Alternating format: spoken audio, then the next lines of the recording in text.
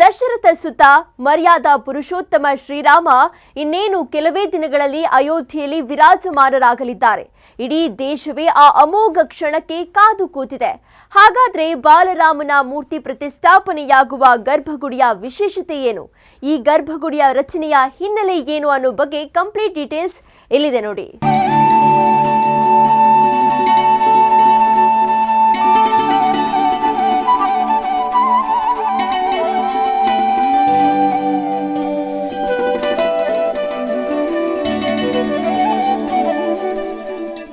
ಶತಶತಮಾನಗಳ ಹೋರಾಟ, ಬಹುಕೋಟಿ ಹಿಂದೂಗಳ ಕನಸು. ಈ ಹೋರಾಟಕ್ಕೆ ಕನಸಿಗೆ ಸಾರ್ಥಕ ಫಲ ಸಿಗುವ ಕ್ಷಣಕ್ಕೆ ಇನ್ನೇನು ಕೆಲವೇ ದಿನಗಳು ಬಾಕಿ ಇದೆ. ಅಯೋಧ್ಯೆಯಲ್ಲಿ ಪ್ರಭು ಶ್ರೀರಾಮ ಬಾಲರಾಮನಾಗಿ ವಿರಾಜಮಾನರಾಗುವ ಘಳಿಗೆ ಕಣ್ತುಂಬಿಕೊಳ್ಳಲು ಇಡೀ ದೇಶ ರಾಮನಿಗಾಗಿ ಶಬರಿ ಕಾದಂತೆ ಕಾತುರದಿಂದ ಕಾಯ್ತಾ ಇದೆ. ಆದ್ರೆ ಶ್ರೀರಾಮ ವಿರಾಜಮಾನನಾಗುವ ಗರ್ಭಗುಡಿ ಅದೆಷ್ಟು ವಿಶೇಷ, ಆ ಗರ್ಭಗುಡಿಯ ರಚನೆಯ ಹಿನ್ನೆಲೆ ಏನು ಅನ್ನೋದನ್ನ ತಿಳ್ಕೋಬೇಕಾದ್ರೆ ಈ ಸ್ಟೋರಿಯನ್ನ ನೀವು ಮಿಸ್ ಮಾಡ್ದೆ ನೋಡಿ.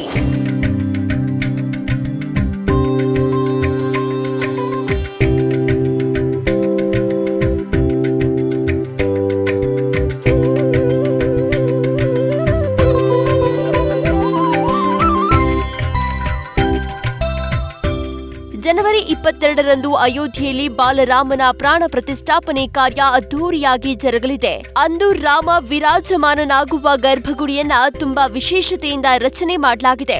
ಗರ್ಭಗುಡಿಯಲ್ಲಿ ಬಾಲರಾಮ ಪ್ರತಿಷ್ಠಾಪನೆಯಾಗುವ ಸಿಂಹಾಸನಕ್ಕೆ ಚಿನ್ನ ಲೇಪಿತ ಮಾಡಲಾಗಿದ್ದು, ಮಾಕ್ರಾನ್ ಮಾರ್ಬಲ್ ಬಳಸಿ ಗರ್ಭಗುಡಿಯನ್ನ ನಿರ್ಮಾಣ ಮಾಡಲಾಗಿದೆ. ಸಿಂಹಾಸನ ಸೇರಿ ರಾಮನ ಮೂರ್ತಿ 17 ಅಡಿ ಎತ್ತರವಿರಲಿದೆ.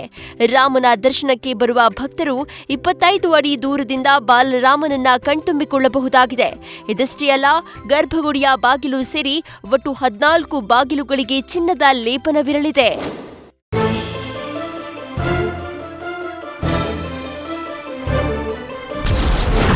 ರಾಮಲಲ್ಲಾ ವಿಗ್ರಹದ ಮೇಲೆ ಆ ದಿನ ಬೀಳಲಿದೆ ಸೂರ್ಯ ಕಿರಣ.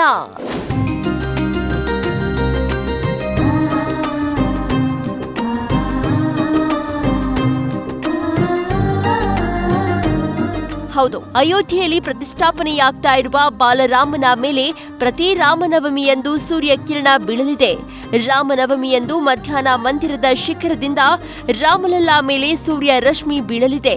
ಅಸಲಿಗೆ ಈ ವಿನ್ಯಾಸದ ಐಡಿಯಾವನ್ನ ಖುದ್ದು ಪ್ರಧಾನಿ ಮೋದಿಯೇ ಕೊಟ್ಟಿದ್ದು ಅಂತ ಮೋದಿಯವರ ಪ್ರಧಾನ ಸಲಹೆಗಾರರಾಗಿದ್ದ ನೃಪೇಂದ್ರ ಮಿಶ್ರಾ ಹೇಳಿದ್ದಾರೆ.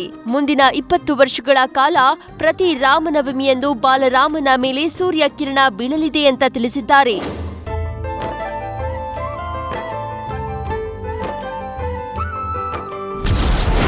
ವಿದೇಶದಲ್ಲೂ ಬಾಲರಾಮನ ಪ್ರತಿಷ್ಠಾಪನೆ ನೇರ ಪ್ರಸಾರ.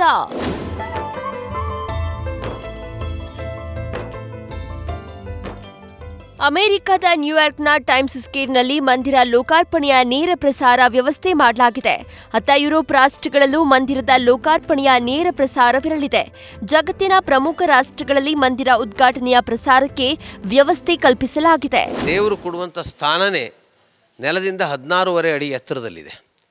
ಅದಾದಮೇಲೆ ಒಂದೊಂದು ಫ್ಲೋರು ಅದು 20 ಅಡಿ 3 ಫ್ಲೋರ್ ಇದೆ. ಅದಾದಮೇಲೆ ಶಿಖರ, ಹೀಗೆ 161 ಅಡಿ ಎತ್ತರದ ಶಿಖರ ಇದು ನಿರ್ಮಾಣವಾಗಿದೆ. ಇದರೊಳಗೆ 5 ಮಂಟಪಗಳಿದೆ. ನೃತ್ಯ ಮಂಟಪ, ರಂಗಮಂಟಪ, ಗುಜರಾತಿನ ಭಾಷೆಯಲ್ಲಿ ಗುಡುಮಂಟಪ ಅಂತಾರೆ, ನಮ್ಮಲ್ಲಿ ನಮಸ್ಕಾರ ಮಂಟಪ ಅಂತಾರೆ, ಶುಕನಾಶಿ ಅಂತಾರೆ. ಅದಾದಮೇಲೆ ಪ್ರಾರ್ಥನಾ ಕೀರ್ತನ ಮಂಟಪ, ಒಟ್ಟು 5 ಮಂಟಪಗಳು ಗರ್ಭಗೃಹದ ಶಿಖರ.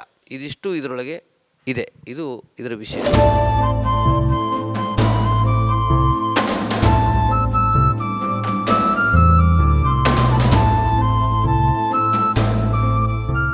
ಇನ್ನು ಜನವರಿ 22ರಂದು ಪ್ರಧಾನಿ ಮೋದಿಯವರು ಕರ್ತ ಅಥವಾ ಯಜಮಾನನ ಪಾತ್ರ ನಿಭಾಯಿಸಲಿದ್ದಾರೆ. ಈಗಾಗಲೇ ಪೂಜೆ ಕಾರ್ಯಕ್ರಮಗಳ ಬಗ್ಗೆ ಪ್ರಧಾನಿ ಟ್ರಸ್ಟ್ನಿಂದ ಸಂಪೂರ್ಣ ಮಾಹಿತಿ ಪಡೆದುಕೊಂಡಿದ್ದಾರೆ ಎನ್ನಲಾಗ್ತಾ ಇದೆ. ಮೋದಿಯವರು ಎಲ್ಲ ಪೂಜಾ ವಿಧಿವಿಧಾನ ಪಾಲಿಸಲಿದ್ದು, ಜನವರಿ 22ರಂದು ಉಪವಾಸ ವ್ರತ ಆಚರಿಸಲಿದ್ದಾರೆ. ಸರಯೂ ನದಿಯಲ್ಲಿ ಸ್ನಾನ ಮಾಡಿದ ಬಳಿಕ ಪ್ರಾಣ ಪ್ರತಿಷ್ಠಾಪನೆಯಲ್ಲಿ ಭಾಗಿಯಾಗುವ ಸಾಧ್ಯತೆ ಇದೆ.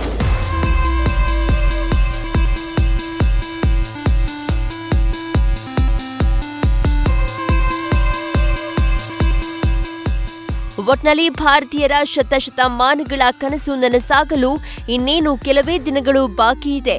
ಆ ಅಮೋಘ ಕ್ಷಣಗಳನ್ನ ಕಣ್ತುಂಬಿಕೊಳ್ಳಲು ಇಡೀ ದೇಶವೇ ಕಾತುರದಿಂದ ಕಾಯ್ತಾ ಇದೆ.